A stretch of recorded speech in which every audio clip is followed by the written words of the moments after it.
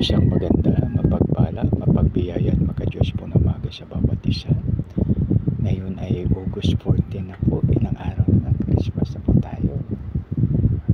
Isang magandang umaga sa inyo lahat. Salamat sa iyong panahon para tayo ay sama-sama upang pakinggan ang salita ng ating Panginoon. Umpisahan po natin dito sa mga awit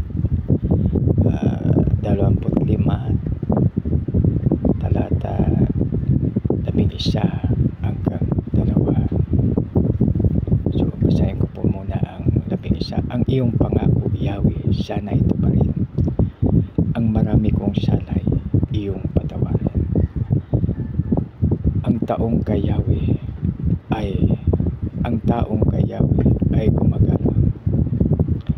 Natututo ng landas na dapat niyang lakaran.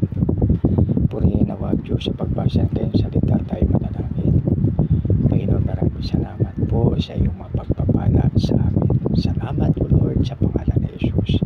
Amen. So dito mga kaibigan, sa una sa 11, ang iyong pangako, ang Panginoon natin ay maraming pangako po sa atin.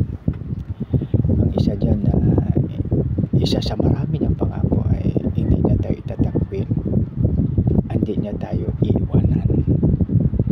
Pagtandaan po natin yan, mga kaibigan, wala po tayong stress. Na ibig sabihin, mayroon tayong stress-free na buhay. At saka ano man yung pagsubok, baliwala dahil siyempre may pangako. Tingnan natin yung ating tingnan natin kahit sa Pilipinas lang, no, sa atin sa halimbawa iniwan ng tatay, so problemado po lahat ang membro ng pamilya, no? Subalit ba kaibigan, no?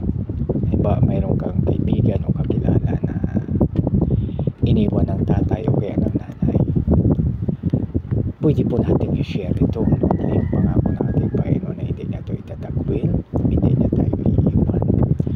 So sa sitwasyon na yan, pag iniwan ng tatay ang kanyang pamilya, hindi dapat mag-worry hindi dapat mag-worry yung family na iniwan. Tapos pag malaman din natin na vengeance is mine, sabi ni Lord, ang paghiganti ay nasa kanya lamang, kaya hindi tayo dapat magtampo doon sa tatay. Ang pamilya na iwan, hindi dapat magtampo doon sa tatay na nag-iwan. Sa halip ito ay i-pray pa, no? So kailangan po natin, dahil ang sabi ng ating Panginoon dito sa Matthew 5:44, apat po ang gagawin natin sa ating kaaway. Ang una, ating ibigin, ipanalangin, tapos pagpalain at gawa ng mabuti, no? Pero mo yan, apat ang gagawin natin. Ibig sabihin yan, mga kaibigan, na pagsundin natin na hindi tayo dapat ang gumanti doon. Si Lord na ang bala, siya ang magabay, no? Sa bawat isa, no? Kasi halimbawa, ang pamilya ay galit na galit doon sa tatay pag maalaala pa na so paano na lang ang buhay.